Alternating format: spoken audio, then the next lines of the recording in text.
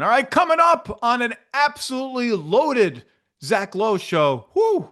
NBA free agency. You thought it might be a little boring. It seemed like a little boring. And then bam, right before we brought Big Wos on, the Milwaukee Bucks signed Myles Turner away from the Eastern Conference champion Pacers after losing Brook Lopez to the Clippers.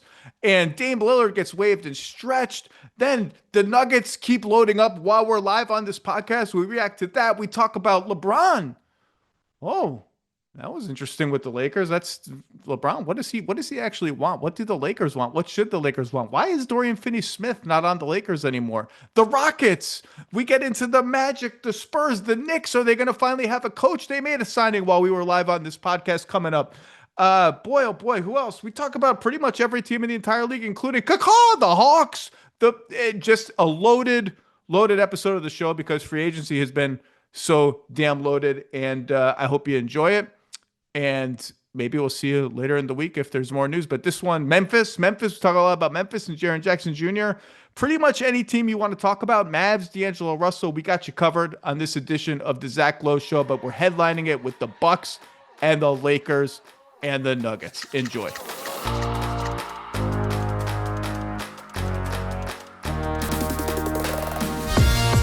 Welcome to the Zach Lowe Show.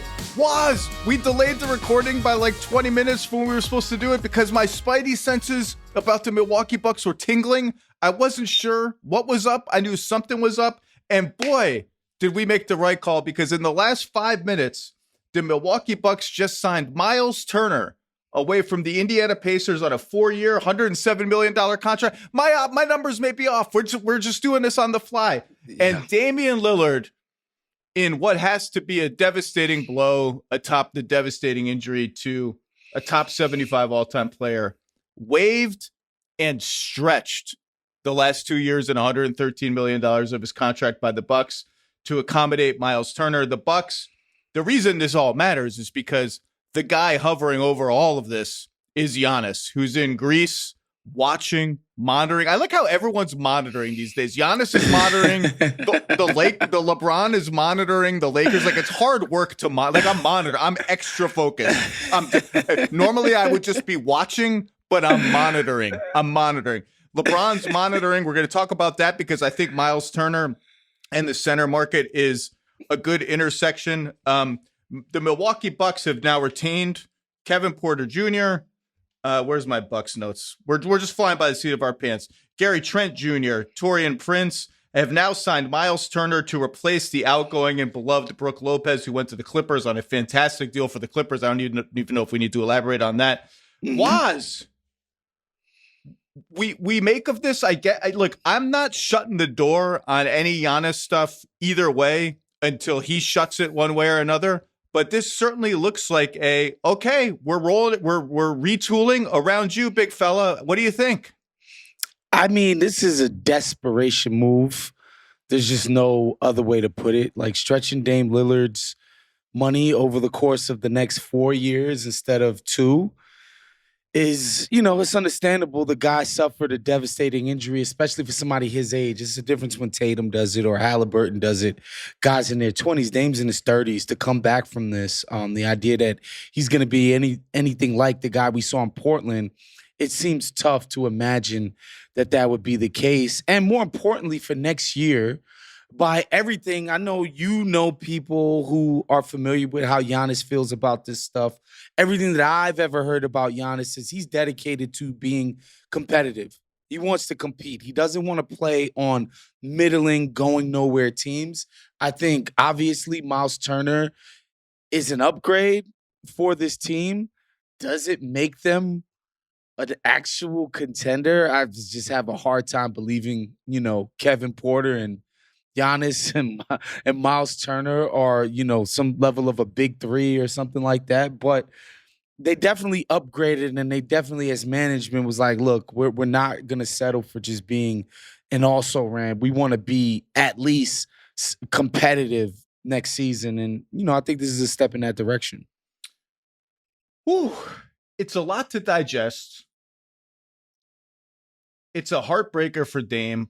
Although maybe he ends up in a spot where it's better for him in a year. I don't think it's a heartbreaker at all. No, he gets his money. I mean, he gets paid and gets to pick his next shot, choose his next destination. You just don't, once you get hit with the wave and stretch buyout label, it just changes your life a little bit, I think. It's probably it's not a heartbreaker for Myles Turner, but we will talk about the Pacers and why the Pacers may have done this coming off a finals run, coming off a run where you're one game from the title, and you knew looming was the luxury tax. This dude's a Pacer for life. He meshes great with Halliburton, and I think the bet they're making is like any stretchy five or any five of any kind is going to mesh super well with Halliburton. Next year is a gap year. We qualified Isaiah Jackson, which I think that was the like, oh, alarm bell. Okay, maybe Myles Turner won't be here next year, but still sort of not a great, just doesn't feel great to get that close to a title and then do this. But, at first glance, the Bucks, are they contenders? They certainly skew big. Like Kuzma, Portis, Giannis, Turner are four of their top whatever players, regardless of what you think of the Kyle Kuzma experience in Milwaukee, which was obviously dreadful. I would like to see them get, and I suspect they will get, another person who can like dribble the ball and play guard. I don't know who that's going to be. But look, they're going to be good with Giannis. Giannis plus shooting equals, what's your floor? 45 wins if everyone's healthy. At first blush, they're still a perimeter player away from me being like, okay, now that's a team that could beat like the Cavs and then the Knicks in back-to-back playoff series. Yeah, I think this roster with a Dame Lillard on it, you'd be like, oh, okay, I love the front court mix, and Dame could basically shoulder the burden of carrying the perimeter, organization, distribution, and shot creating.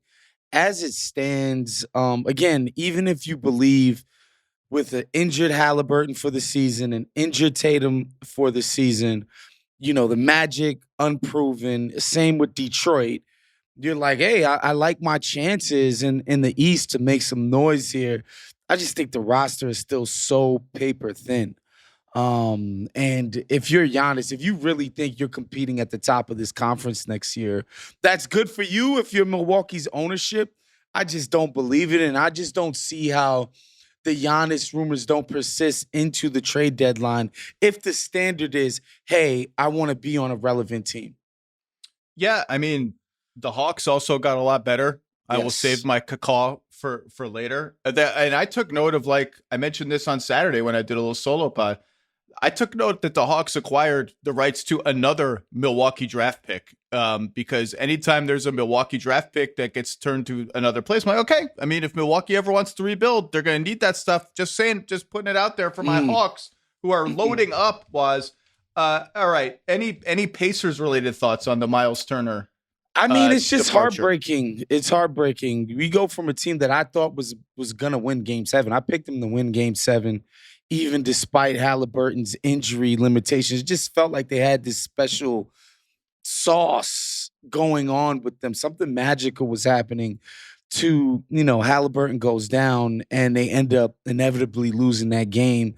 To now they're, losing parts of the team. Although if I'm an Indiana fan, I think Kevin Pritchard and these guys have earned our respect and their ability to find guys and find relevant, consequential, rotational players in places that we just would not have expected them to.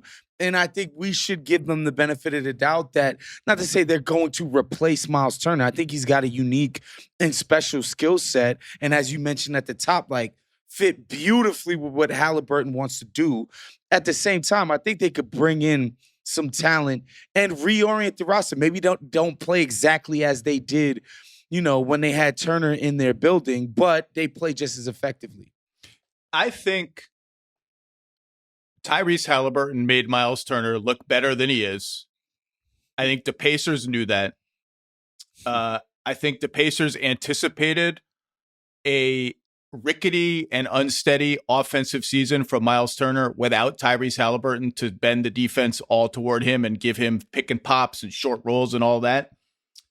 And decided his defense has been in decline for a little while. He's decent now, but he's not the force that he was before. let's just get ourselves some financial flexibility for the next Pacers team, retain everybody else. Now I don't have to worry about, do I have to dump Mathurin to get under the tax? I can see, what is this guy going to be? I don't have to dump Toppin to get under the tax. And maybe I can get by with more Toppin and Siakam as like a stretch 4 or 5 combination. At some point, they will need to find somebody with some parts of Myles Turner's skill set at the 5 to really contend again. But I get what they're doing. It hurts. It hurts when you like. This is one of those things where you got to put yourself in the position of a Pacers fan who's like, that's the cool thing about being a sports fan, is like, you get to love these guys. You learn all their foibles, all their quirks, everything about them. You know, their off-court hobbies. You know, oh, they like that shot over there. Oh, he always misses this specific 12-footer this way. And then you got to go play. By the way, for the team that's been on the other end of the hottest rivalry in the NBA, Bucks Pacers, there's been just all sorts. There's been ball gate and Dame time gate and all the gate. It's like, I got to watch them play for that. That sucks for the fans. It's tough. It's tough. Myles Turner also is on my mind because the other big story we're going to talk about is the Lakers and LeBron. And I promise we will get by this as soon as possible. I was planning to lead off with the Denver Nuggets. I got Maxi Minor on my shirt today. So LeBron opts in, releases, I don't even think a passive aggressive statement. I just think like an almost aggressive statement. About team building and what he wants late in his career. Okay, sure. Then the Lakers maybe botch, maybe kind of intentionally mess up the Dorian Finney-Smith situation. He walks to the Rockets, who are just, sure, Rockets, go off. Like, just get everybody. Get 4 centers, get every offensive rebound. Just get gigantic and win the offseason. Great fit in Houston, which we'll talk about. Replace him with Jake LaRavia on a shorter deal and a cheaper deal. And by the way, I don't think the Lakers are wrong to think in 3 years Jake LaRavia will be a better player than Dorian Finney-Smith. I think that's a good bet. I still think Luka and LeBron are probably looking around like, who? Luka's like, well, I played with the Finney-Smith. I went to the finals with that dude in Dallas. He's gone now. And they still, we're recording this at 11:30 Eastern. They still do not have a viable center on the team. And the centers are running out, which is why I had my spidey senses up for like, I knew Indiana was looking at this gap year scenario with Myles Turner. And I was like, is this what the Lakers are sitting on? Maybe that would be certainly interesting. He's not a rim runner, but Luka has gone to, like, when the Mavs made the finals, it was like stretch 5 Maxi Kleber. A lot of the conference finals, the first time was stretch 5 Maxi Kleber. He can make any kind of center work. And now he's gone. Are we just looking at a DeAndre Ayton endgame with the Lakers here? And like, what does that mean for LeBron? Look, he's LeBron James. He's going to dominate the discussion. I'm sorry, people, but like, the Lakers are off to a little bit of a slow start here in free agency. Is that fair to say? Yeah, it is fair to say. And it's just the Rob Pelinka tenure as Lakers GM, head decision maker, allegedly. I think about the Rambises and all the people around Jeannie Buss who are influential. The AD move was basically, he forced his way, him and Rich Paul forced their way over there. This wasn't some grand plan by Rob Pelinka. AD forced his way over there. LeBron chose them. Nico Harrison called you. Like, the one time I think Rob Pelinka did a good job, for sure, was the 19 offseason where they got Danny Green and Dwight Howard and all these guys at the end after striking out on Kawhi Leonard, and everybody was like, oh, you guys are idiots. Look at your horrible moves. They ended up rounding out that roster quite nicely, led to a championship. Outside of that, I personally can't think of a single thing Rob Pelinka has ever done as a GM that I was like, wow, that took some creativity. Wow, that took some foresight and some vision. Never, not once. However, I will say this. They've kind of been signaling to LeBron since the Westbrook deal that they're done doing things on his terms. And Luka is just a different animal. Like, that fell into their lap. They had to do it. But it's like, LeBron, we're not dealing with your wants and your needs. You're 48 years old, sir. We get it. You're still productive, but we can't mortgage our future based on your needs and wants. And so I understand why LeBron wants to play for a winner. This is the twilight of his career. At the same time, if you're the Lakers, and I think the Mark Williams deal was them being like, why are we doing that?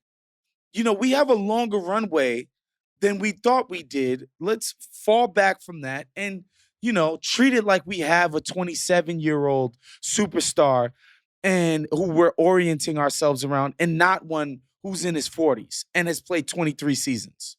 So on Saturday, I said, keep an eye on the Finney-Smith situation. That's going to be the tell for me for how the Lakers are thinking about things. Because I had heard negotiations were going badly. And I said, like, would he even opt out? Do the Lakers even want to pay him?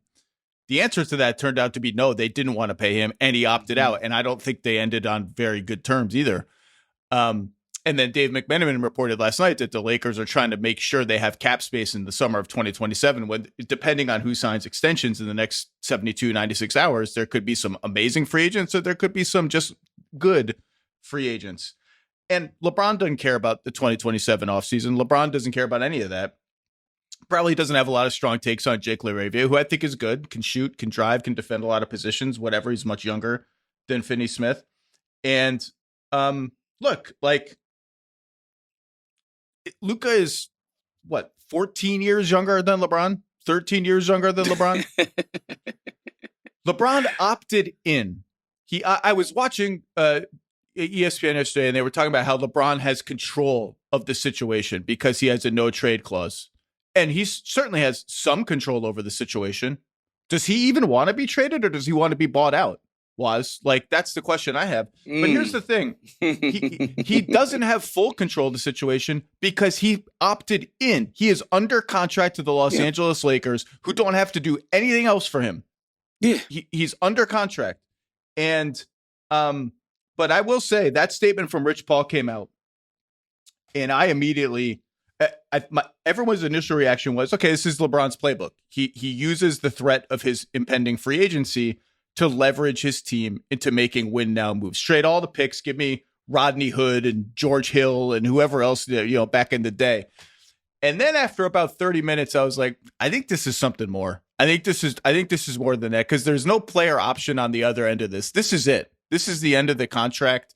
And I don't know if it's because there was a disagreement over a potential longer term contract that obviously has not been signed by LeBron James, if it's been offered by the Lakers, if it's a broader philosophical, like, well, this is not my team anymore, and I don't like how that feels.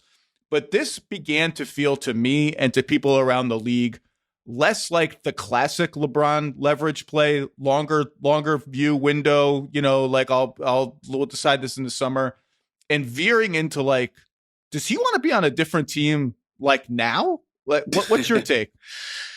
That's what it feels like. It feels like the opt-in, because also LeBron has multiple goals. We have to realize that, like, he wants to play for a winner, but most importantly, he wants to maximize his earning potential while in the NBA.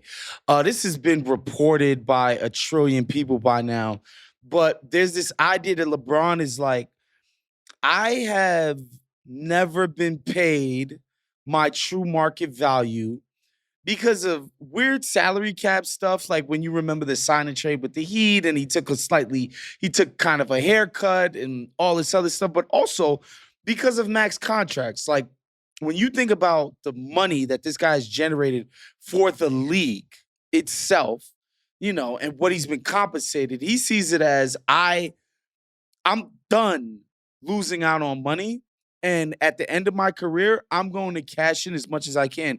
And the reason I'm saying that is if he really wanted to, he could have opted out of this deal, signed as a free agent with his club of choice. Anywhere you want to go. Like you want to, by the way, and not just for the mid-level, tax mid-level, you want to just bank $6 million because it's better than $2 million. Bank it, man, whatever.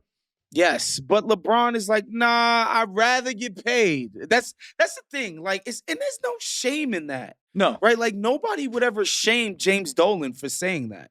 Nobody would ever shame an owner for being like, well, I'd rather get paid. I'd rather keep money in my pocket. You know, when they come up with these draconian new second apron nonsense, all that is them being like, I want to keep money in my pocket. Nobody begrudges the owners for that. So I'm not going to begrudge LeBron for it. However, I'm not going to fall for the propaganda that winning comes first because I don't believe that.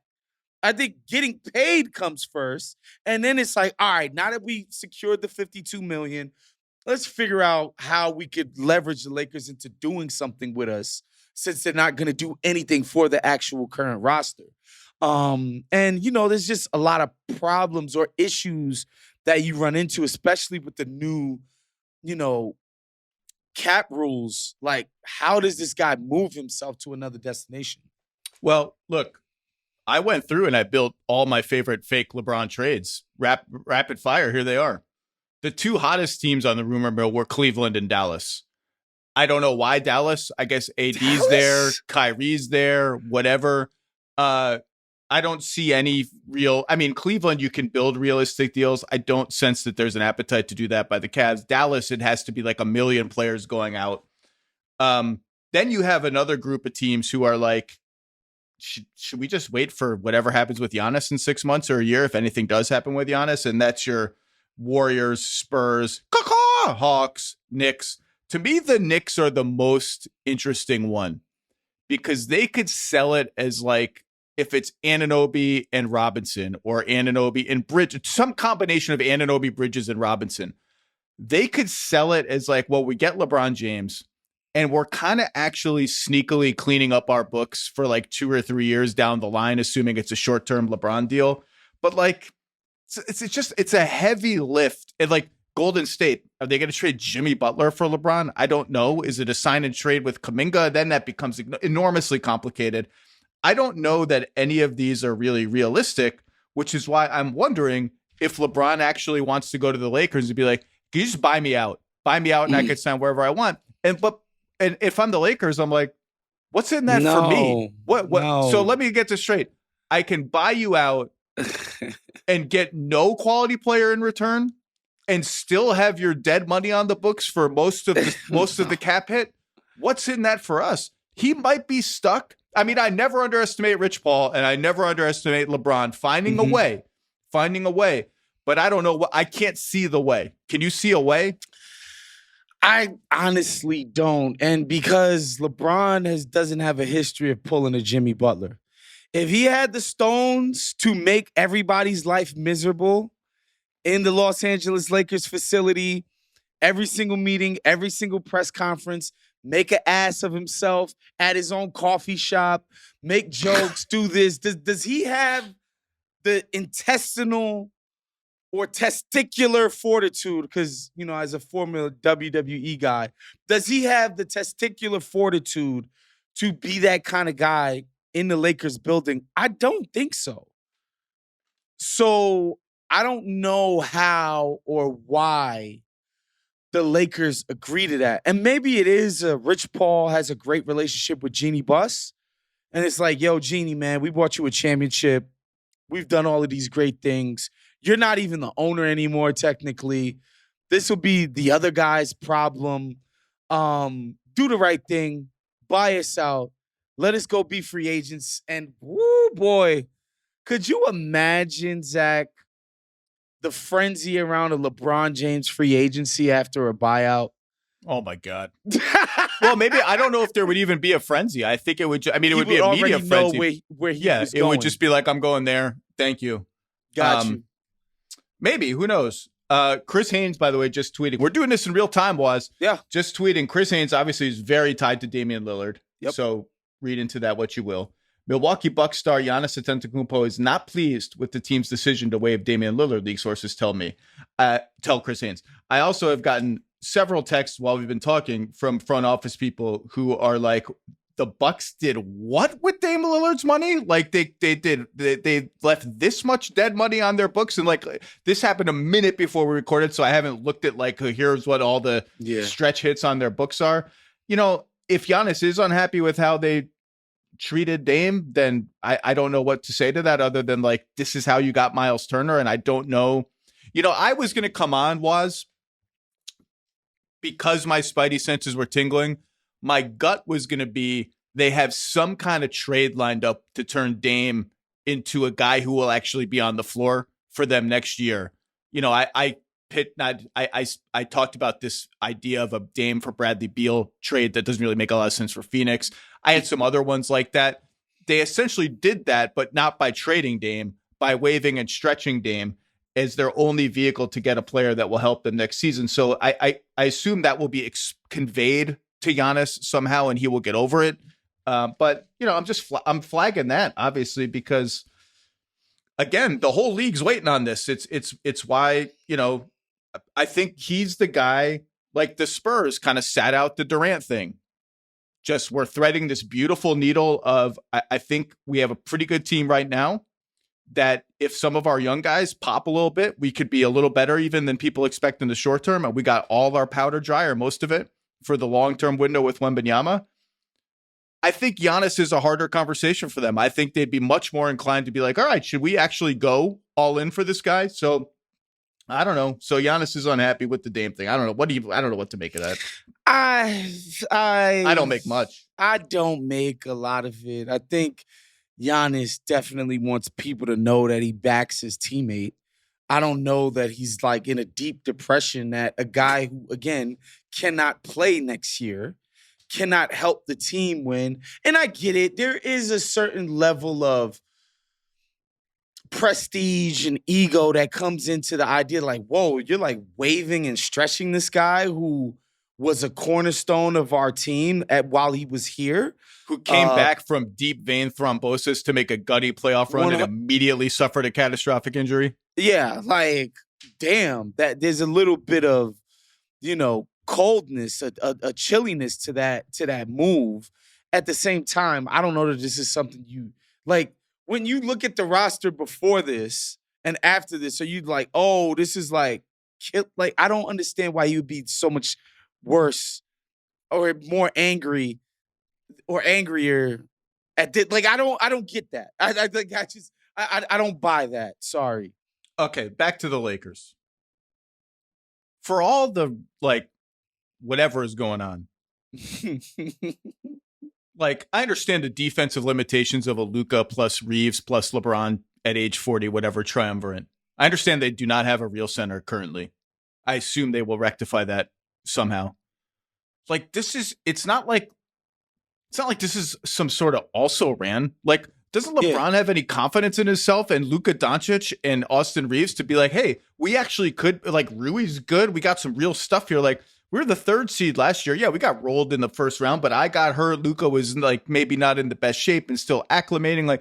Why should I look at this as well, we have no shot if we get a center that's viable? And to me, if Ayton is the answer, I don't really like that answer. I don't think Ayton came into the league as this unmolded piece of clay. What kind of offensive player is he going to be? He can stretch it out a little bit. He's got the size to be a rim runner. He can facilitate a little bit from the elbow. What direction is he going to veer in? And the answer has been none of those directions. He's not a stretch five for Luka. He's not a rim runner. He gets one free throw every couple of weeks. He puts no pressure on the rim. Yeah, I don't know what he wants to do other than give himself nicknames and get paid and talk about he's a max contract player. To me, Luka wants a rim runner. He ain't that. Okay, he's a stretch five. No, he ain't that. So if that's the answer, I get the frustration. But it's not like this is some team of chumps that he's on. There are better teams, sure. But how about making it work? And look, this makes me uncomfortable to say, you know what? Look, how about making it work? And the team did draft your son and pay him full freight for many years as a 2nd round pick. I mean, that did happen. And that we know why that happened. Look, again, LeBron has a certain level of cachet with the front office. I think one of the chips he cashed with them in terms of, yo, man, scratch my back here, was to get his son. It wasn't go out and get a viable NBA player He didn't use all his equity with the team and management to get a piece that could help. He was like, yo, man, a heartwarming. I love my kid. I want to be around him. I think this is a great story on my team. Like, that's what you use. That's why it's like it's hard for me. It feels like a lot of times LeBron is talking out of both sides of his mouth. Is it about winning or is it about these other things? And again, I'm not going to begrudge LeBron for wanting to play with his son. It's a beautiful story. I'm especially not going to begrudge him after 4 championships, 4 MVPs, all the stuff he's done in the NBA to be like, I want to get paid.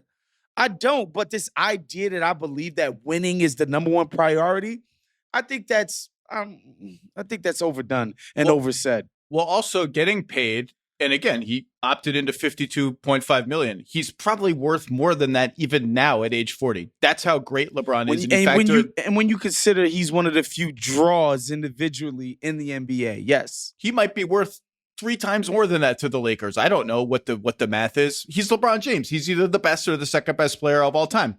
Maybe I should say that more emphatically, but he's LeBron James. But I say this about every player who does the thing where they're under contract and they just decide not to play. And I'm not saying LeBron will do that. Like you said, I don't think that's in his DNA at all. Part of being under contract, it's like that's what the money's for from Mad Men. It's like, hey man, you're getting paid $52.5 million to play for the Lakers. It's a contract with the Lakers. So I don't know where we go from here. But Zach, it needs to be said, you're getting $52 million to be the reason why we win. If we're not winning and you're our highest paid player, part of that is on you. You're not the type of player who drives as much winning as you used to. Like, this is just common sense. Like, I think about, because I've been a mega fan of LeBron James since 2002, probably. I think about the 2009 Cavaliers. That version of LeBron would look at this Laker roster and be like, championship. Let's go. Let's go. We're getting to the finals. Like, it's also like, have some self-awareness about what you are able to do. You got outplayed by Julius Randle in the playoffs last year. That's not, as much as I don't think Rob Pelinka's in the top half of good GMs in the NBA, like, that's just a fact. Julius Randle cooked your ass in a playoff series last year. Like, if you're better than that, we win more games. So there's like a certain level of passing the buck here that I don't really want to hear from LeBron. Like, no excuses, play like a champion, bro. Like, you're one of the highest paid players in the league. You think you're still one of the best. Go out and do it on the court and be the reason why the Lakers are overachieving and actually winning more than you think they can next season. Now, if Ayton ends up being the center of choice and Lopez is gone and Turner is gone and Capella is gone and on and on and on, I do think he's correct in assessing, like, look, at this point, me, Luka, and Reeves, we may not add up to more than the sum of our parts. And we just saw the Thunder win 68 games in the title, and they're just going to get younger. I mean, they're going to get a little bit more experienced and better and more loaded. And, Denver's back and Houston's loaded and all this. Like, if I could get East, life gets a lot easier. But anyway, enough about the Lakers. Do you have any parting thoughts on the Lakers? Is there anything we didn't cover? I would say this. When LeBron, by the way, we did this the season before at the trade deadline.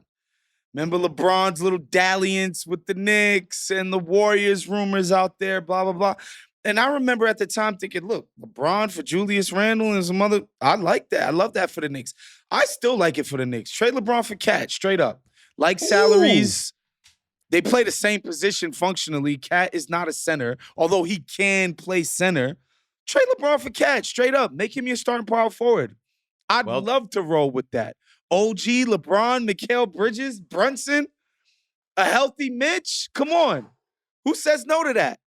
Now that's fun because I was putting together these other trades with Cat still being there because partly I'm like, is Mitchell Robinson ever going to be dependable to be on the court to be like my center?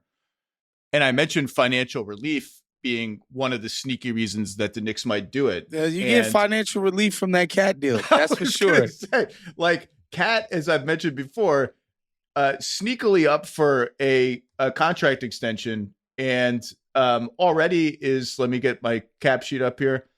And that extension is going to be after or based on a player option for $61 million in 2028. Yeah. That situation's one to monitor. I like that. Okay, let's talk about a team that's near and dear to our hearts, Was. The Denver Nuggets made the most interesting trade of day one of free agency, trading Michael Porter Jr., who has 2 years left on his contract, about 70 mil total, or 70-something million, 70, almost 80 million total, actually, for Cam Johnson, who makes $17 million less, which is very important for tax purposes. And they incentivized the deal by including their unprotected 2032 first-round pick. It's currently 2025. Nikola Jokic will be like 38 years old, 37 years old by the time that pick conveys. That's a nice little asset for the Nets, who are building something. I don't know what the hell is going on there, but they just got a lot of players. Cam Johnson replaces Michael Porter Jr., presumably in the starting five. And Bruce Brown comes back on the veterans minimum. B's back, yeah. Russ, we don't know. DJ, we don't know. Backup center, I don't know. Maybe Daron Holmes takes that spot. But Cam Johnson for MPJ and the unprotected first-round pick, that's some back-end risk. Waz, what do we think? I love it. I'm just A++ for me. I get it in the sense that a pick 8 years into the future, that's a real genuine thing that they gave up. That's a real asset, #asset that they gave up there. But in terms of trying to maximize the Jokic era, to me, this is a no-brainer for a dude who makes half as much as Michael Porter Jr. And I think is better suited to how they actually want to play. I just think this guy's mind works faster on the court. Like, he's just a quicker thinker, quicker decision maker, just quicker than Porter Jr. is. Obviously a less talented guy. Porter Jr. is damn near 7 foot, has one of the best jump shots in the NBA, top 5 jump shot in the NBA. You know, at the same time, like, don't ask him, close your eyes when this guy dribbles the ball or tries to do anything that isn't catch and shoot, or maybe one little slight dribble, create a little bit of space and shoot over a smaller guy. Maybe an offensive rebound or two when he feels like it, you know? Yes, when he feels like it. That's the thing. You know, Cam Johnson somehow a better playmaker than Porter Jr. Like, I would say if he's not on the level of defensive player, he's probably a better player. I know we're done calling Cam Johnson a 3-and-D guy. Like, we said this on group chat. Like, if you actually watch this guy, even in the, you know, the Suns days, the D was a bit of a stretch. But I just think he's just such a better fit for how they want to play. Him and Jokic mind meld is going to be beautiful to behold, and I think it's going to be pretty instantaneous. And I like the fact that they now get to use the full mid-level to try to round out the roster, and turning MPJ into 2 rotation players, I think it's just so key, because that's what was missing in that OKC series, where they were just trying to find minutes and stopgap minutes. And now I think they could do that quite beautifully. Yeah. Bottom line, number one, they just turned one player into 2, which we just spent the whole playoffs being like, man, if they just had one more guy. Well, they got one more guy. Bruce Brown was like, all right, I got paid like $48 million the last 2 years. Give me back to Jokic. Get me back to Jokic, man. I need those cuts. I need those offensive rebounds. I need it all. I need to play a little backup point guard. And they still have, look, I will like this deal better. I think I was going back and forth with some cap nerds about bonuses and how bonuses count. I think they still have a piece, if not all of, the baby mid-level exception, the tax mid-level exception.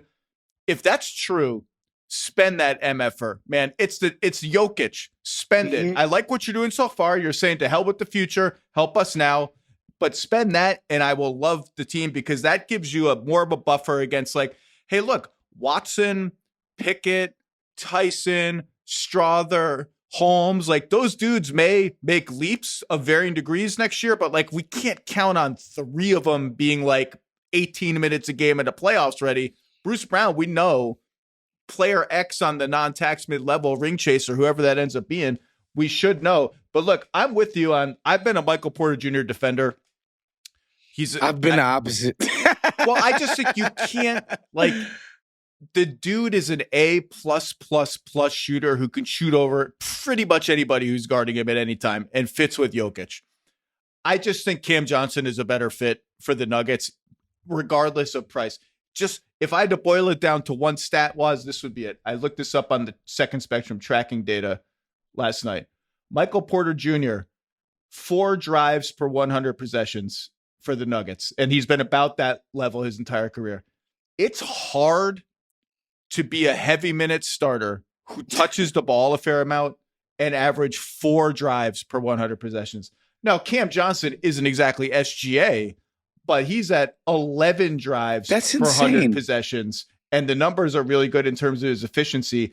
They just need someone who can keep it moving a little bit and not be like a crushing defensive liability.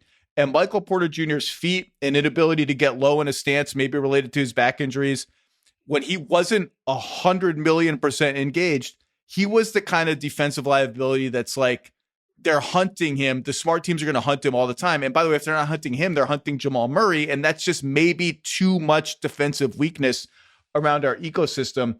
I think Cam Johnson is going to be an awesome fit in Denver. Breaking Denver news, apparently.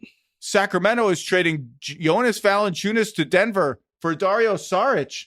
There's my backup center problem solved. Right there.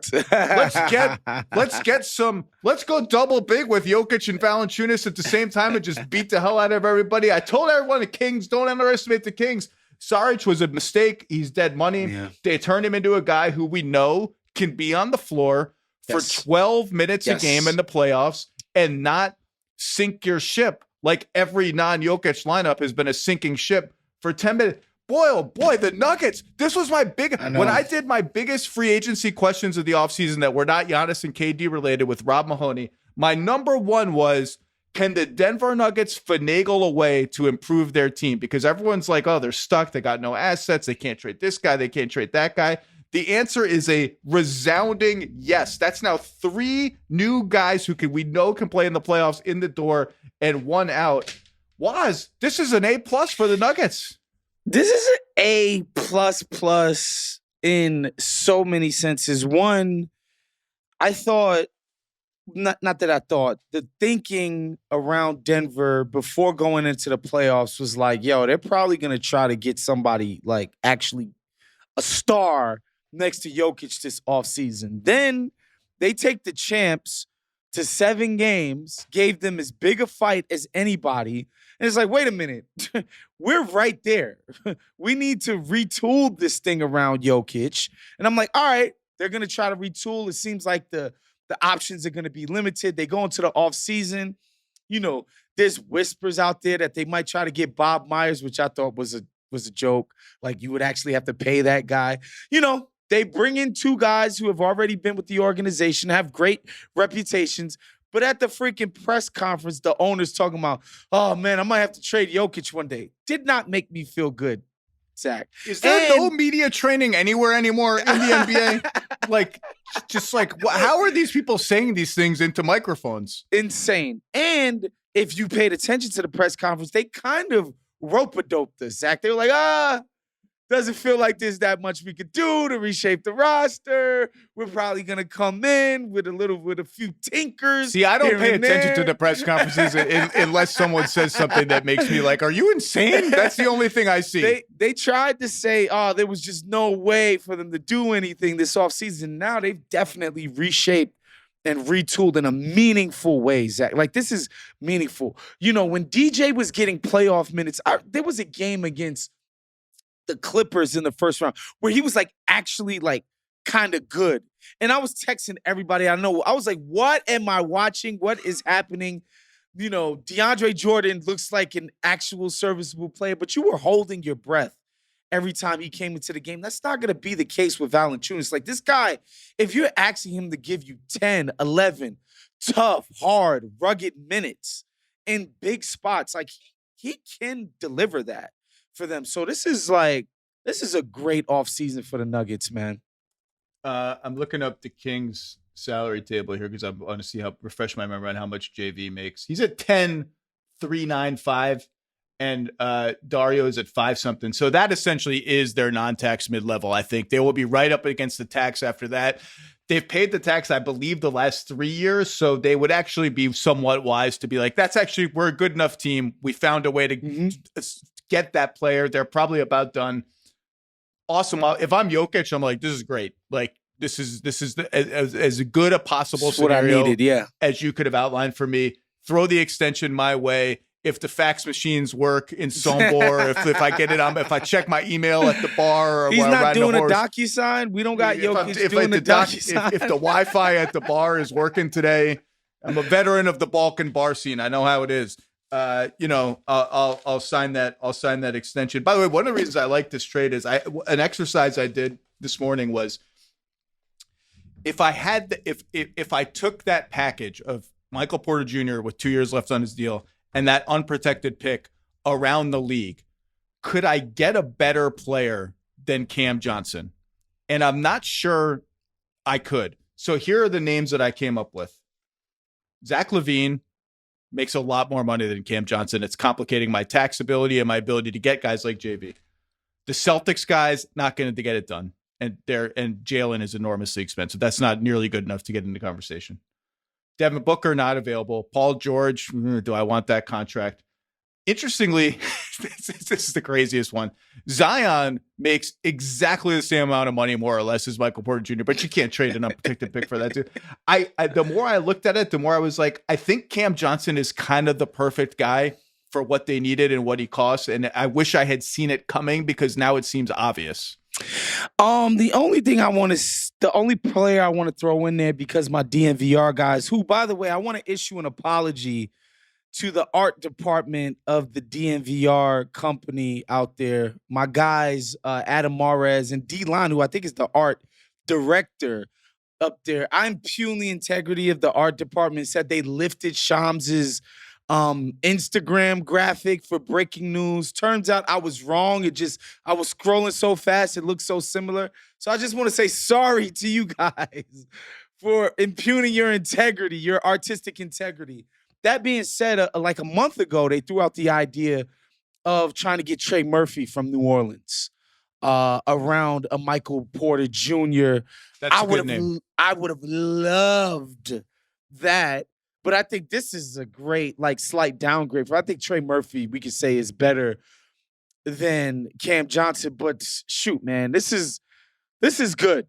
This is great. This is a way more well-rounded, well-balanced lineup now. And now which, by the way, Peyton Watson, I think, is he's made himself into a bona fide rotation NBA player. He's decent. He just needs to shoot it a little better to get from 15 minutes a game. Hopefully we get good Peyton Watson in the playoffs to 20 minutes a game and we know we're count on this guy, right? Maybe you're not a Jaden McDaniels, but you're inching in that direction, right? They're just such a more well-balanced roster from top to bottom. And now if Strouder or these other guys end up popping next regular season, and I think, to management's credit, I think Adelman is actually going to let those guys try to become reliable players next year. You just have to be very, very happy if you're a Denver Nuggets fan this morning. You got to be thrilled. Trey Murphy's a great name. It's a great call. I'll bet you New Orleans would have wanted more just because of what they've invested in him. Would Joe D have wanted more? No comment. Wise, I got one more question for you. Let's go. Are the Mets cooked? What's happening? Bruh. How do you go from the best record in baseball to 3-13 over 16 games and getting slaughtered by the freaking Pirates? What's going on? Educate me. It's the same thing. I think the rotation was the biggest issue coming into the season. And that part of it has they cannot get outs at this point. I'm reading the Mets writers. There's rumblings that maybe there's a cavalry on the way. We'll see. I know ownership is always willing to spend and do what it takes, but my goodness, I went from riding a high. Every time I would get a notification from The Athletic, right? Because I'm subscribed to the Mets. So after every Mets game, I get a push notification. I went from, another Mets win to, Oh my God. As soon as I look up at my phone, I know that they lost. It's really disheartening. 3-13. Jesus Christ. It's even worse than I thought it was. It's crazy though. They what lost you like just 9 said. straight at one point. I'm getting back into it, and it's crazy what you just said. Like every time I look at the schedule, I'm like, oh, they're gonna lose tonight. Like I'm immediately back to like they suck now. I don't understand what happened. They just suck. They can't beat anyone. It was all smoke and mirrors. They were 21 games over 500. No, I don't think it was all smoke and mirrors. I just think, the season is long. There's gonna be ebbs and flows. If last season taught us anything, things turn around really quickly in the MLB. I think they can be fine. I think obviously they need to get some arms in the building off of the injury list. But yeah, this has been a very disheartening stretch. All right, Woz, what's next for you when you go back on group chat? I know you guys posted something overnight, I think. Yes, we did. We did something quick on free agency last night. We're going to do something on Thursday, I think, to just round it all out. Because I guess apparently the news just doesn't stop coming.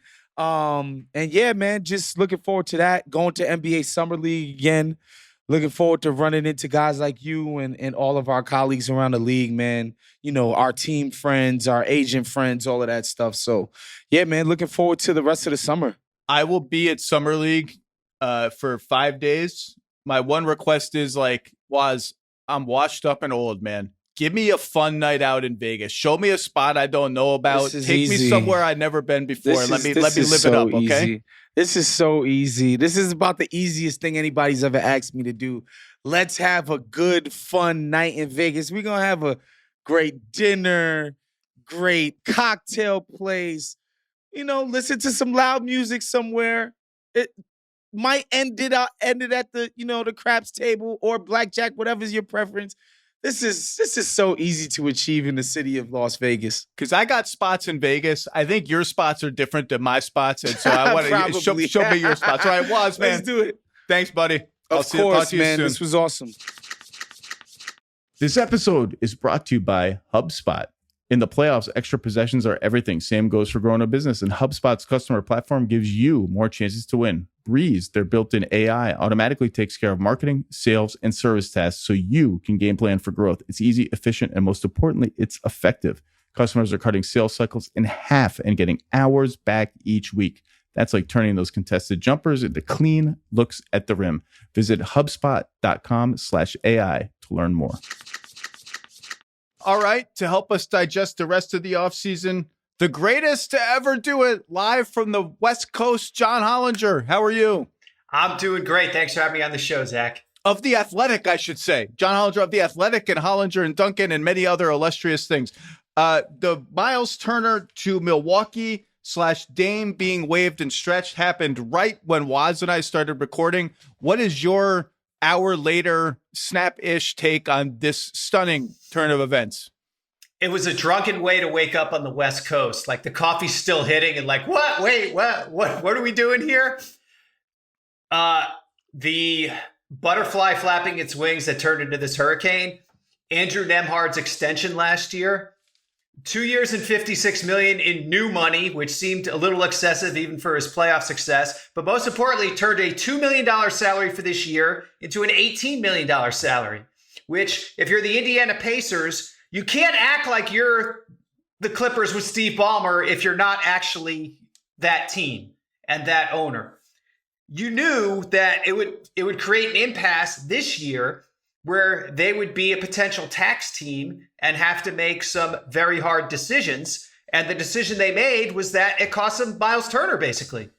And I don't think they make that decision if Tyrese Halliburton is healthy. I think they eat the tax if Tyrese Halliburton is healthy. I think that's probably true, or they cheap out in some other way, like trade Obi Toppin or something.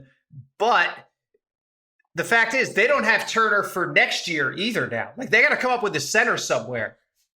And how do they do that with the means they have at their disposal going forward? I don't know. Maybe if they're bad enough this year, they can trade that 26 pick they got back from the Pelicans. Thank you, Pelicans. They also greased this with their move during the finals right before Halliburton got hurt. Wonderful week for the Pelicans.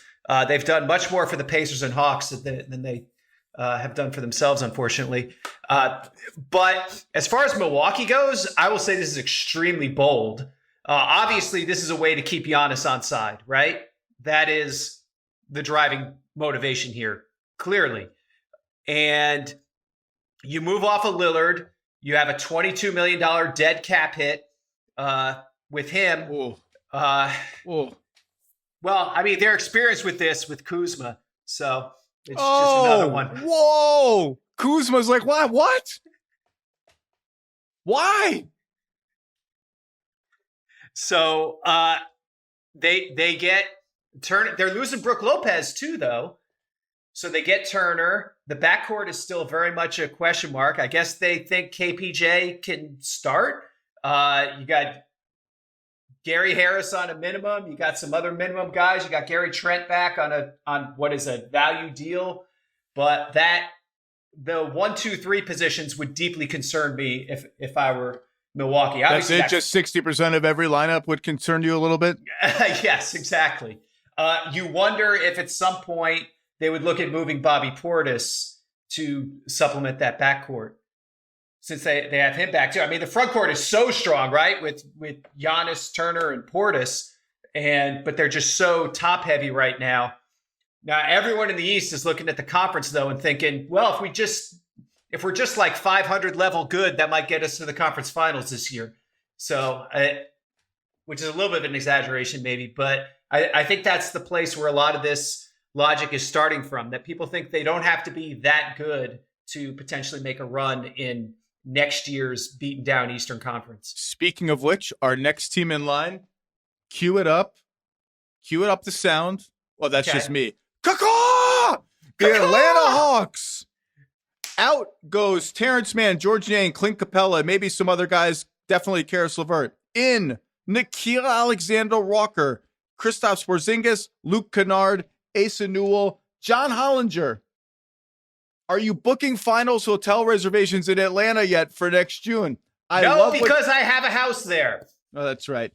So just to review, starting 5, projected, Trae Young, Dyson Daniels, thanks, Pelicans, Zachary Risachet, Jalen Johnson, Onyeka Okongwu. I'm putting him in the starting 5. Bench, I got Nair, Kennard, Mo Gay, maybe, Porzingis at backup center.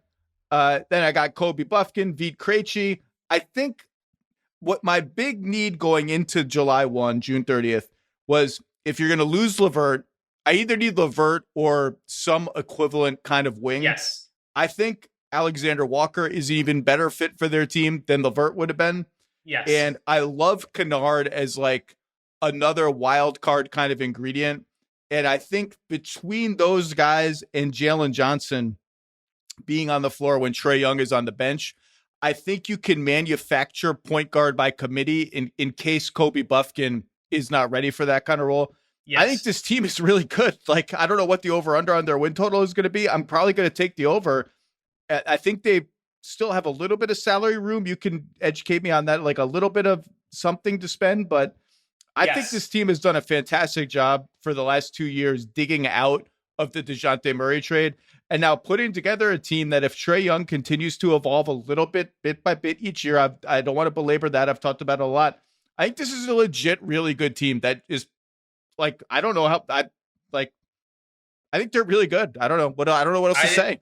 I think they're going to be good. I think they can play Porzingis and Okongwu together at times, the same way they did with Al Horford in Boston. I think that'll really work. So between those 3 front court guys, Johnson, Porzingis, and Okongwu, they can have them in any alignment, and it basically works, regardless of who is the starter. So I think that part is really good. They're still sitting on that lottery pick they got from the Pelicans on draft night, unbelievably.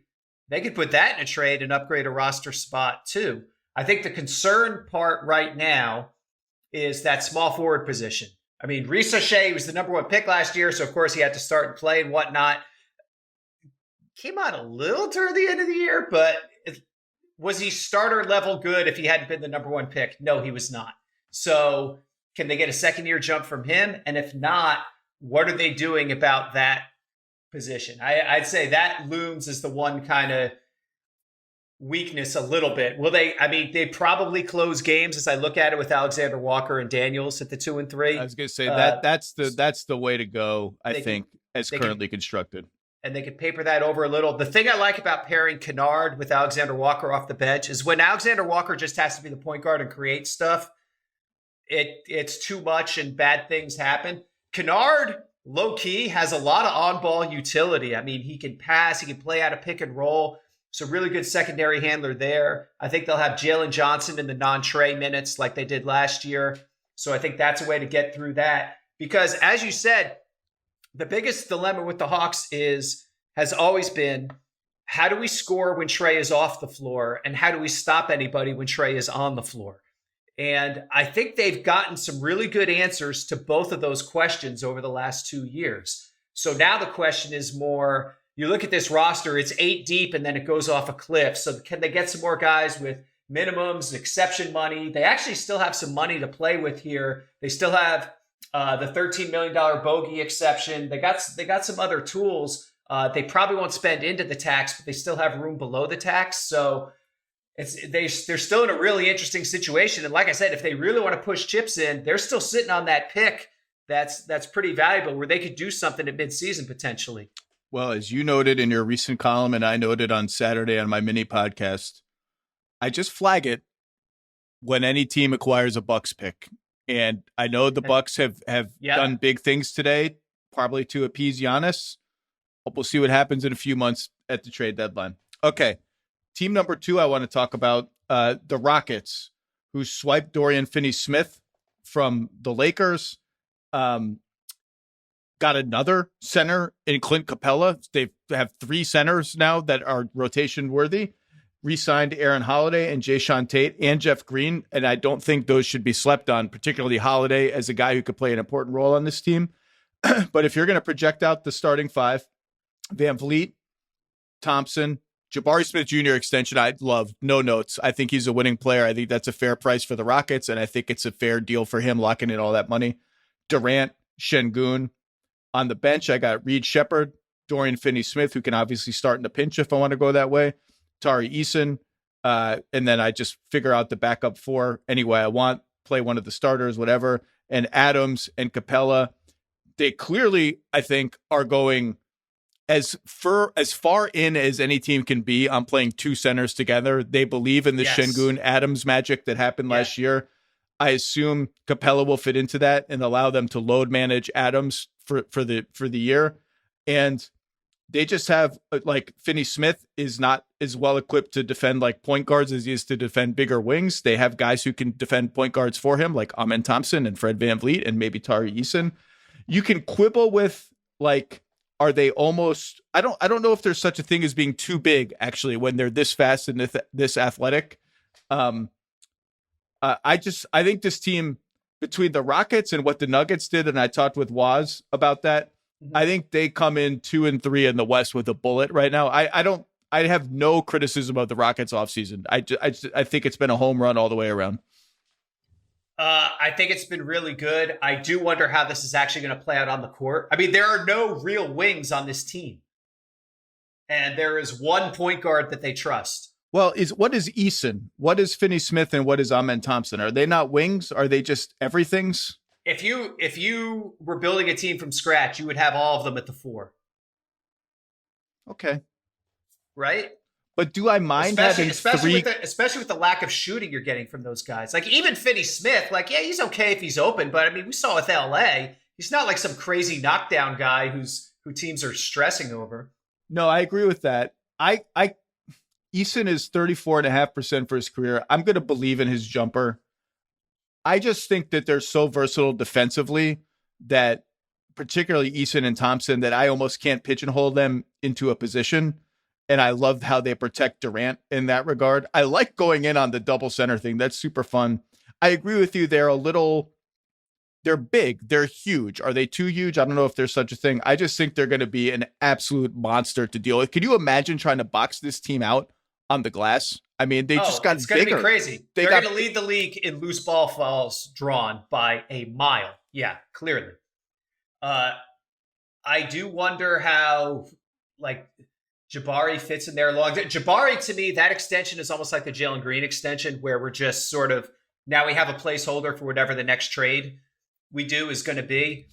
I mean, Jabari's fine in the rotation. I'm not as enthusiastic because I just think he can't dribble. And so it just limits his game so much. See, I hear that about him, and it hasn't looked great, particularly for a guy who was like, is he going to be the number one pick over Banchero, who can very clearly dribble and do a lot of stuff? Someone might have had a number one on his board. Well, we won't talk about that. But no, I'm not. I just like, I get people want to see more.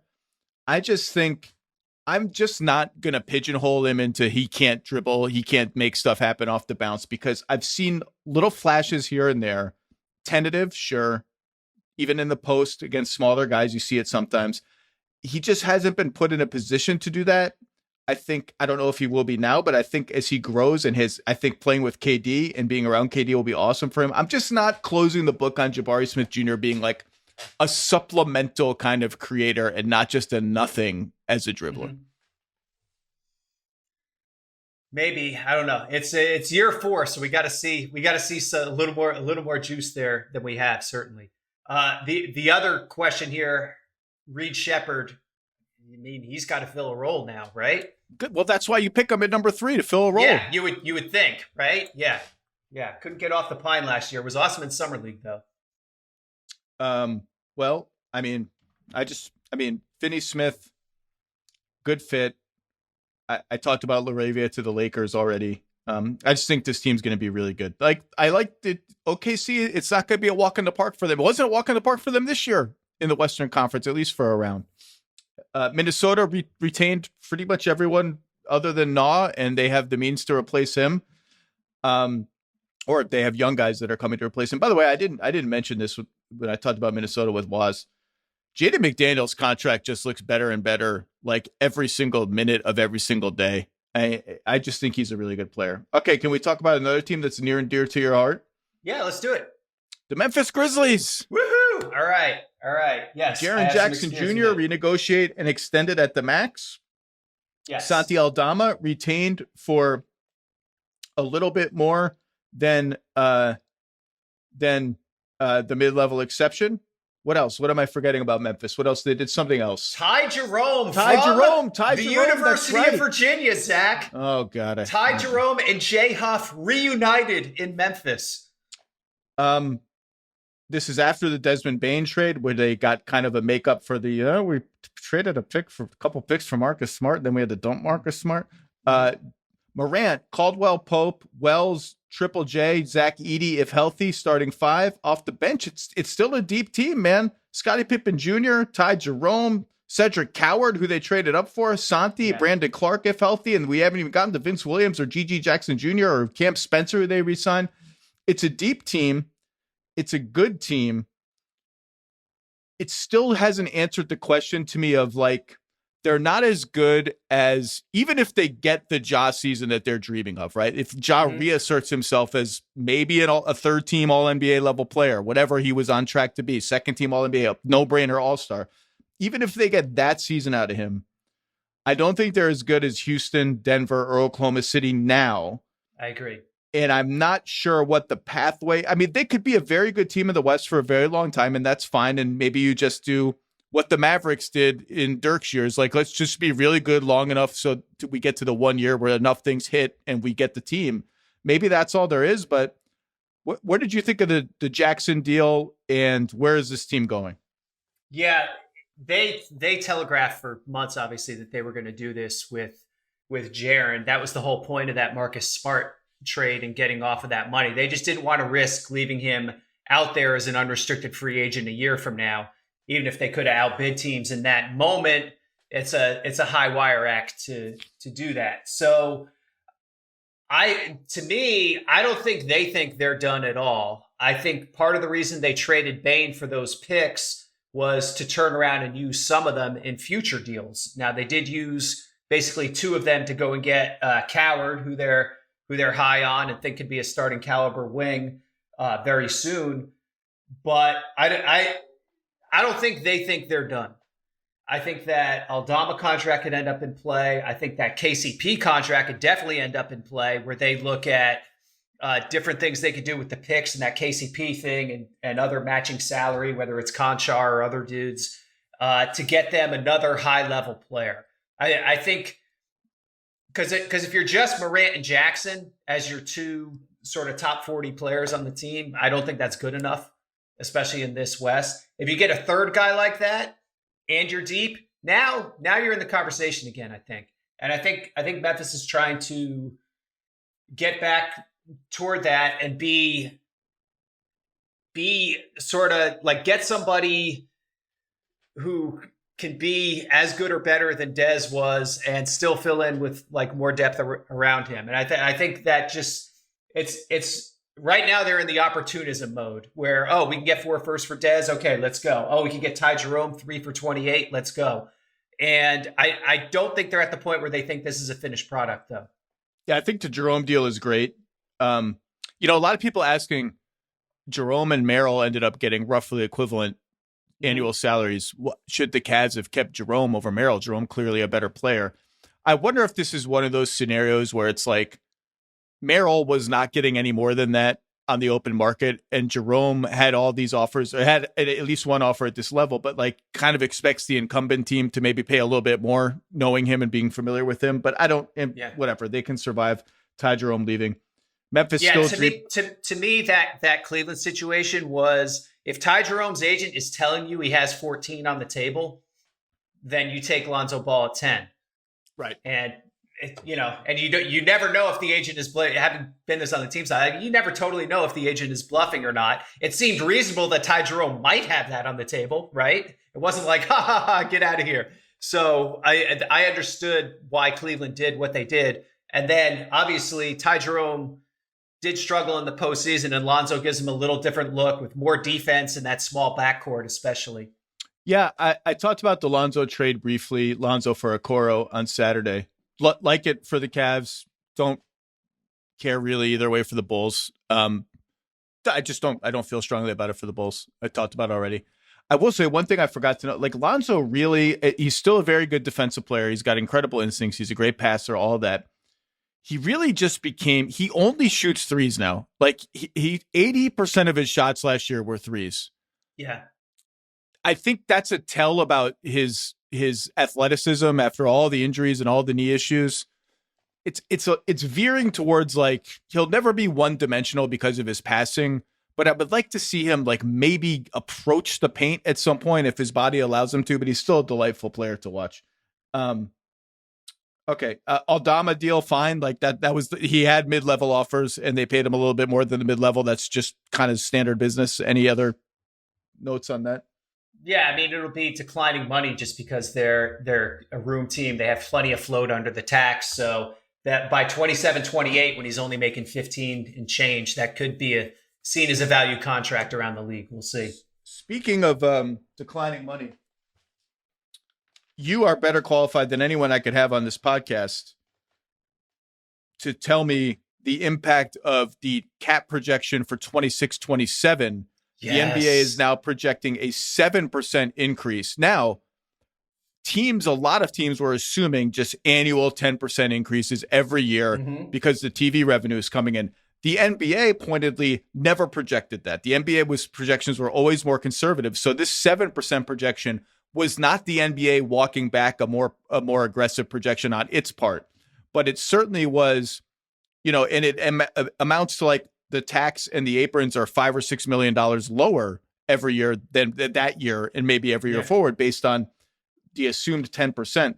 Like, how big a deal is that? I mean, there are teams who like base their contracts on, I think, that assumption, and now contracts that rise at 8% annually could outpace the cap. How big a deal is this? Yeah, the biggest thing is that the assumption before was that the cap rises would outrun the maximum raise allowed in a contract, which is 8%. And so when you go from a 10% rise in the cap to a 7%, all of a sudden it's the opposite situation where those raises actually are a bigger percentage of the cap as they continue. So you worry a little more about those contracts. And then the other thing you worry about is, well, wait, if the increase is only 7% next year, what does it mean for the year after that? Like this, Oh, that's only as far as the TV money wave goes. And I think people thought it would go 3, 4, 5 years in. I think probably the reason it doesn't is because all the local TV money is kind of dried up. And so we'll see how the league deals with that. But I think bigger than the 26-27 question is, what does it mean for 27-28, 28-29? I don't know if we can presume those 10% or near 10% increases in those years either. And that's when things could really get squeezed, especially with some of these extensions we've seen signed. Even though a few of those extensions will get collapsed along with the cap, like the Booker one, which is going to be 2 years for a phenomenal amount of money based on the 10% projection. That's going to telescope along with the cap projection. SGA too. There was news this morning. SGA has agreed to a 4-year extension. I believe that kicks in 27-28 for him, where he'll be making 35% of whatever the cap is then. And then there are just other guys like, that are coming up for like that will be Amen Thompson's first year on his next deal, which could be a max the way he's playing. Like it's going to have implications. Okay. Speaking of teams who are doing limbos under various aprons and other things, the New York Knicks have had an eventful 12 hours, adding Jordan Clarkson to a bench that they will presumably play this year.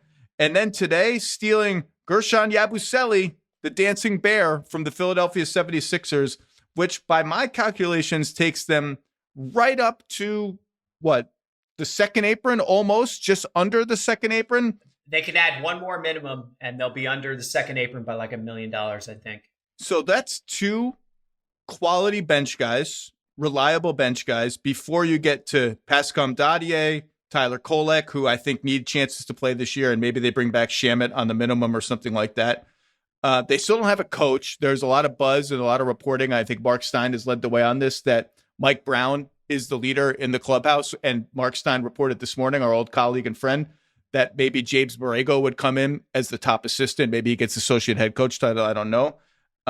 That's an interesting combo we can talk about. But, Clarkson getting bought out from the Jazz, I don't love him, but I think he fits a need for the Knicks as someone who can just create shots off the dribble and compromise the defense. I love Yabusele in that slot for them. I think he's versatile and interesting. And if he shoots a 3 like that, it's a big plus. That's a nice, clean offseason, I think, for the Knicks, other than the coaching thing, which, you do need a coach at some point. Yeah, relatively important.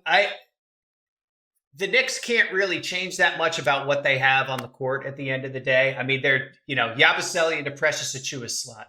Great. Clarkson gives him one more guard, and he probably takes the campaign role, right? That's fine and all, but it's the same top 7 guys. And I think that's one of the reasons they opted to change coaches, is because they can't change anything else at this point. And so can somebody else get more out of this team offensively than Thibs was able to do? Then that's why I think, Mike Brown, offensive innovator, James Borrego, I think would be a great hire. We interviewed him in Memphis.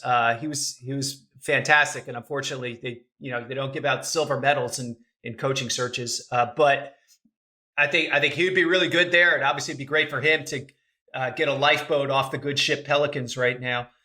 And I don't know. I could see that really being a good partnership in New York. Like if they brought in like a Brown Borrego combination, I could definitely get behind that. Brown Borrego sounds like a color. Like do you have that table in Brown Borrego? Notes here. We got a couple of things to react to, John. Are you ready? Okay. Yes. Breaking news. I promise you we're gonna get back to the Knicks coaching search. The Bucks are trading Pat Connaughton. Sorry, Pat, I do that all the time. Pat Connaughton and 2 second-round picks to the Hornets for Vasilije Micic. I assume that's just a salary dump of some kind. It is, but that's interesting. I wonder. I think Micic is going to take a buyout on his contract to go to Europe. I think that's where the logic is. So basically, there might be a little bit of money left over on Micic, but he would be stretched. But the Bucks can't just stretch Connaughton because it puts him over the 15% limit of stretched contracts after they stretch Lillard. But they could stretch, I think it's like $2 million or something in salary still. And so you do this deal for Micic. Micic takes a buyout that gets his number down from 8 million to like 2 or whatever, and then you stretch that, and Micic goes off and plays in Europe like he was planning to anyway. Breaking news part 2. Okay. The Sacramento Kings have signed Dennis Schroeder, 3 years, $45 million, which is convenient for me because I wanted to talk to you about the Pistons. We will get back to the Knicks. Please remind me to get back to the Knicks. Reactions to that deal and the Pistons. Let's bring up the Pistons now. Where's my Pistons sheet? It's here somewhere. Here it is. The Pistons have signed Karis LeVert. Mm-hmm. There's been a little bit of Malik Monk noise. We'll see what happens. Yeah. Nothing has happened with Tim Hardaway Jr., and a lot has happened with Malik Beasley, who is now ensnared in some sort of gambling-related investigation. Yes. I think the Pistons could be operating either under the cap with LeVert or more likely, I think, over the cap. They brought back Paul Reed as well. Any reaction to Schroeder? Any inklings on what might happen with the Pistons, who also get Jaden Ivey back, by the way, which is a big deal? The Monk fit, if it happens, I'm not sure what maybe that would be attached to this. If this is not a sign and trade, then maybe they're not. It would be a sign and trade. And honestly, Detroit should do this as a sign and trade, even if they're not getting Monk back. It's like Schroeder's going to go into Sacramento's mid-level exception, but if you're Detroit, it might be worth including a like second round pick swap or something. Send it to Sacramento and generate a $14 million trade exception for Schroeder on his way out the door that you could use later, because you've already you're using your actual mid-level exception on LeVert. You're re-signing Reed with bird rights. I think cap room scenarios are pretty much out the window for them at this point. I like this. I like flying blind like this. Let's go. And then if it is a sign and trade, Monk can be in that trade. Like those salaries line up, and Schroeder can actually get the one thing is Schroeder could actually get more money in a sign and trade than that 3 for 45 that was reported. I mean, the Kings don't have to. That's Shams at ESPN, by the way, to give him credit there. In that, if they did get Monk, and we'll see what happens, that would mean turning the Hardaway Beasley, 3-point double barrage into LeVert and Monk, who are more versatile ball handlers. Obviously, LeVert not quite a shooter on their level, but I think overall that would be a talent upgrade and a versatility upgrade.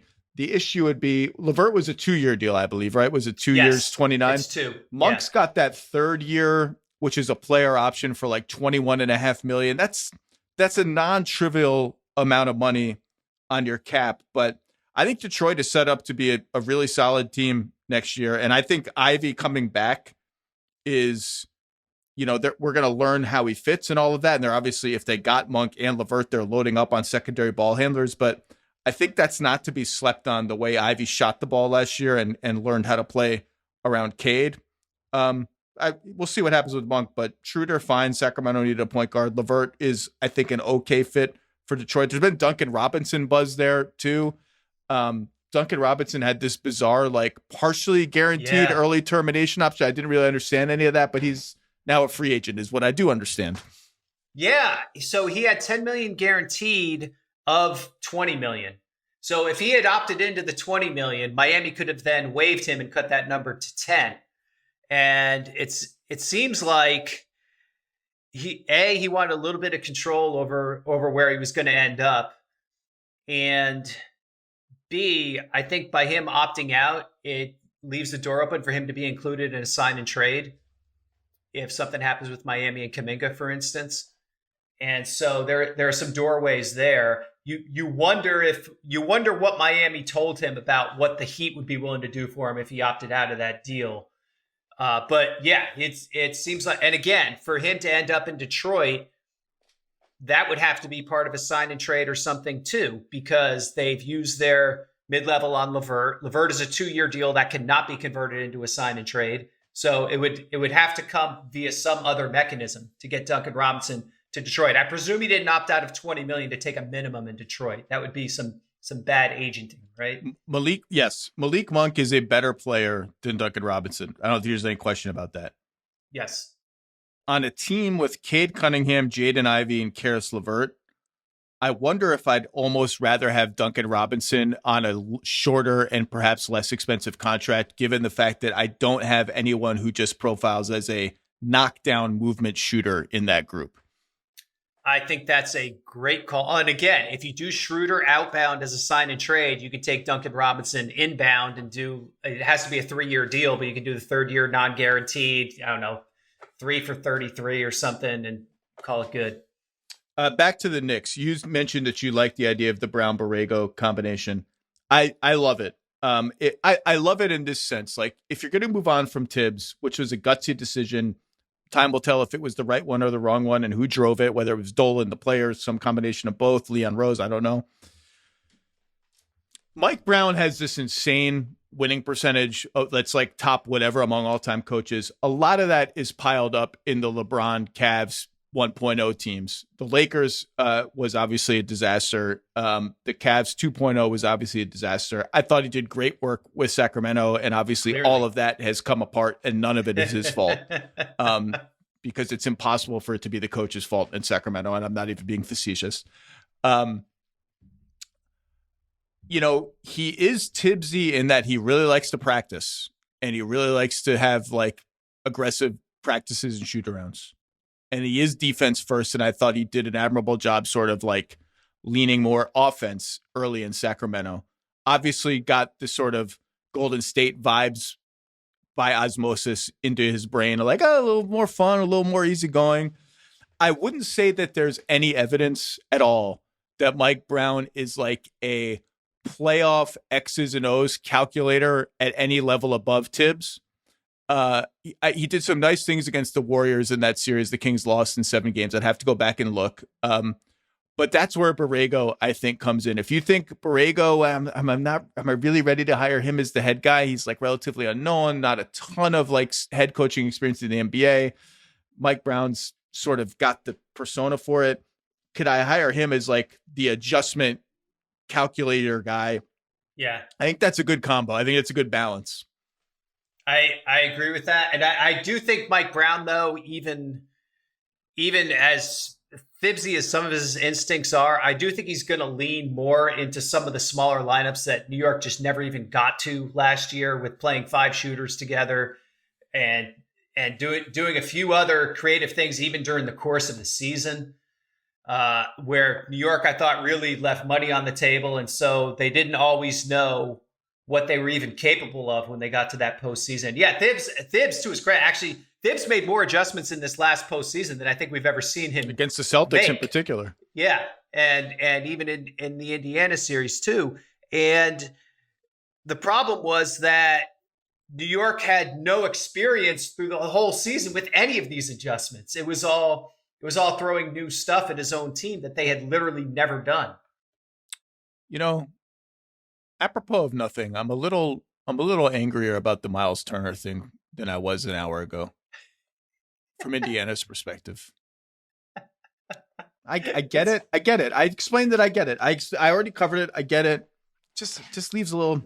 The part that's crazy, he was in trade rumors like every day for 9 years, and then this spring was like, nope, okay, it's finally solved. He's going to get paid. It's all going to have a happy ending. So you just can't ever pay the tax. Like, it's just not possible. Like, Herb Simon's like doing that badly financially. Like, you own an NBA team. Okay. All right. Enough.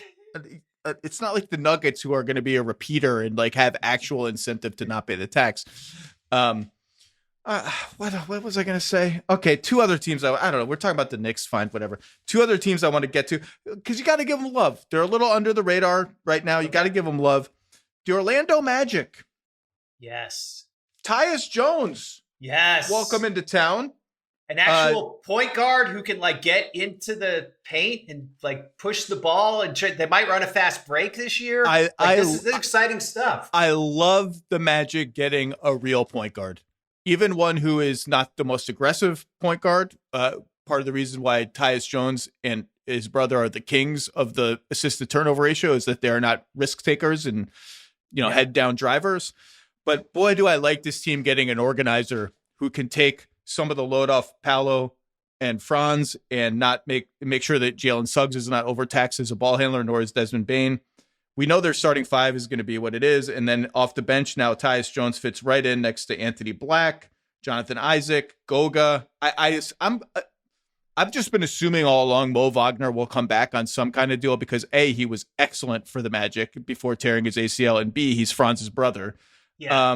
And then, they're going to have to get something out of like the Jet Howard, De Silva, Jace Richardson combo off the bench. But again, this just profiles as a rock solid team. And I think Tyus Jones is a perfect filling of a need at a good price for the Magic. I think that's absolutely correct. I think they saw Desmond Bane, I think, as kind of the last piece of their puzzle. And they might do some fine tuning stuff from here, but I think they, in their mind, like this is their five with Wendell Carter as a starting center. Like they have their guys in their mind. I think there's a lot of belief internally still in Black and De Silva that they still maybe have not shown on the court. The other guys, by the way, I would be bullish on both of those guys too. Yeah. I think De Silva is a really interesting Swiss Army knife kind of prospect, and Black, it's like we're all going to belabor the jump shot. He's never going to be a great shooter, but he does a lot of things well, and his athleticism just pops off the screen, like going to the rim, like with such force. I'm buying the Anthony Black stock.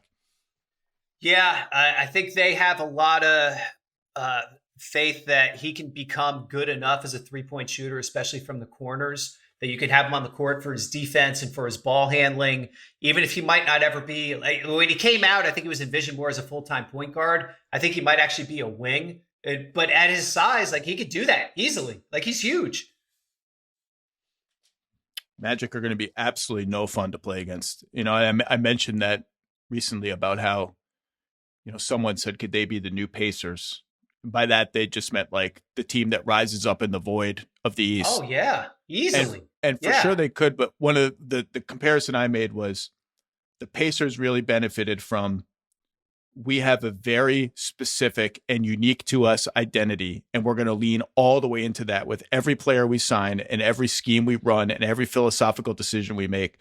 And I think, although Orlando's specific unique identity looks absolutely nothing like the Pacers, I think they have one too, which is we are going to beat the snot out of you on defense and make everything physical and uncomfortable. And they've leaned into that too.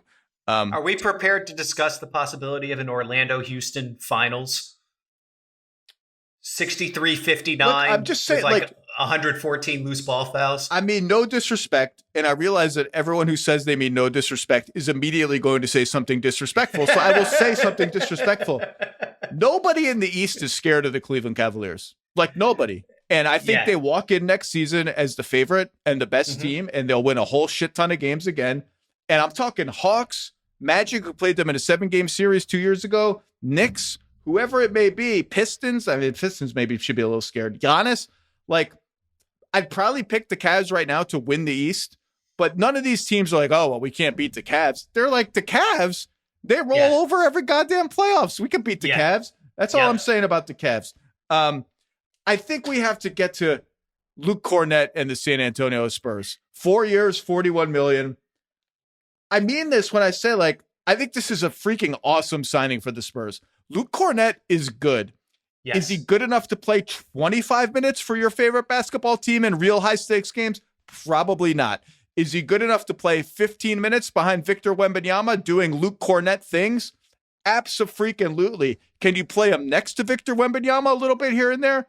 Absolutely. He's just, he's big, he's gawky, he's goofy, he does funny gestures when he makes free throws, he's a colorful personality.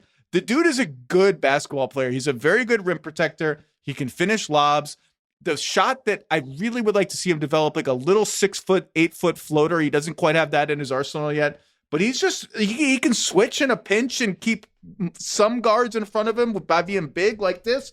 I think this is a meaningful signing for the Spurs. I think this really, like, he's a fit, and I just I like the summer they've had overall.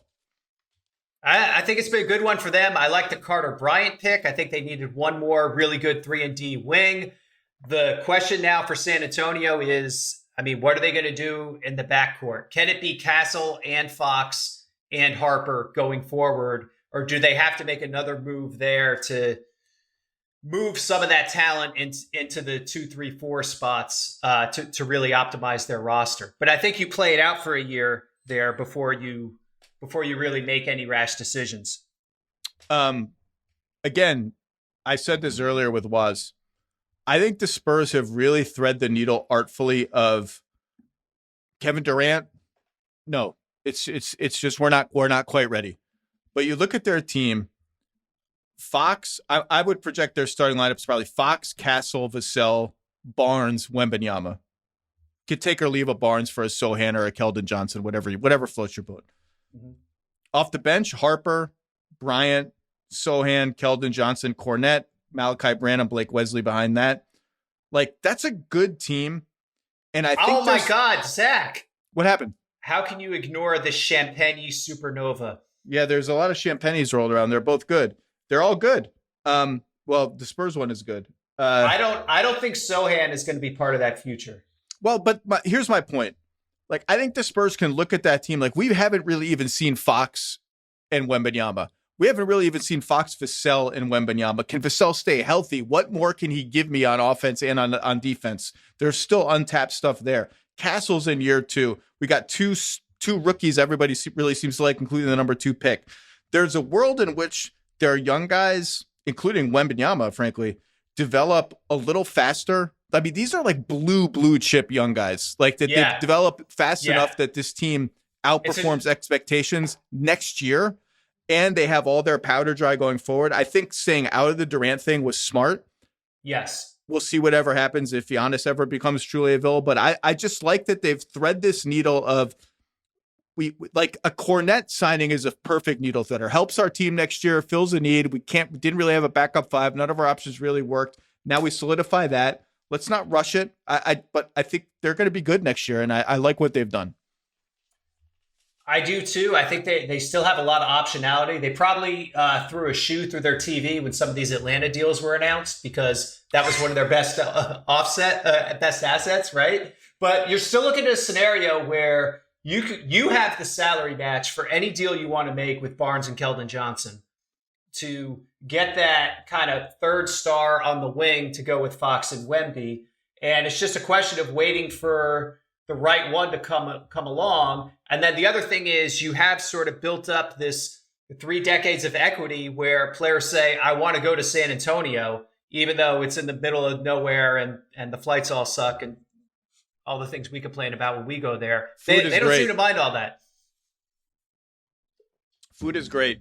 I had one of my favorite all-time NBA nights in San Antonio was during the final. Anywhere was during the finals. Barbecue, and then we went to some bar, a bunch of us, with a big outdoor space. And shout out, she's going to know who she is. There were about 10 of us there.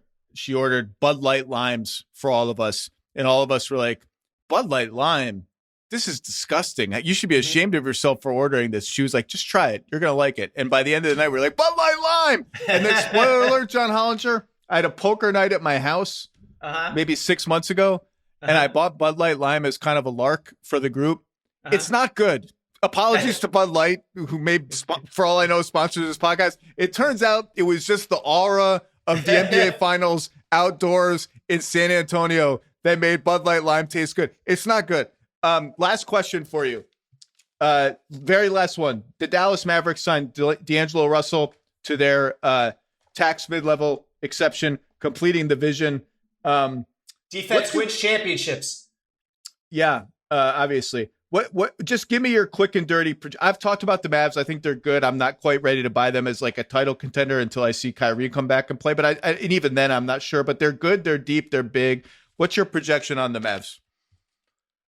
I think you about nailed it. I think without Kyrie this year, their ceiling just isn't that high to me. You already know Davis is going to miss time too. So it's a lot to put on Cooper Flagg in his rookie year to kind of carry that. I think Russell is an amazing stopgap for what they had to pay for him. I mean, he will create offense. He will make open shots. I think they had a lack of shooting up and down that roster, other than Clay, who's probably coming off the bench. So I think Russell really solves that. And then I presume he's going to go back into the market next year, but you'll have Kyrie next year.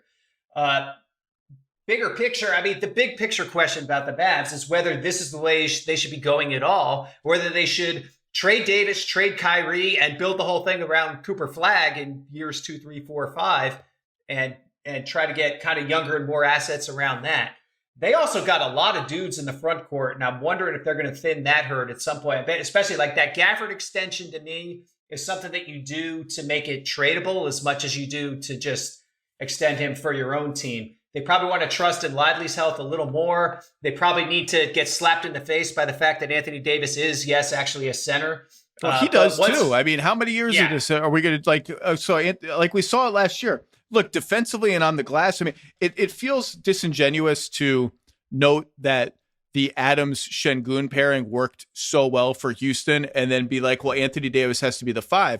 The difference is they found something with like we're just going to rebound literally half of our misses with that group, and that's going to make up for everything else that usually comes with being double center. Yeah. Davis doesn't play like that as the 4. He just sort of floats around the perimeter as an 18-foot jump shooter, which great for defense. Offensively, I didn't see enough to like, okay, now I'm ready to have him play 75% of his minutes as a 4. Yeah. The only way that works to me is if you have a Myles Turner type 5 next to him, who's just above the 3-point line all the time. And then Davis he's playing offensively more as a 5 where he's rim running and stuff. And then on defense, you're like, no, Anthony, you're the 4. Like everything's fine.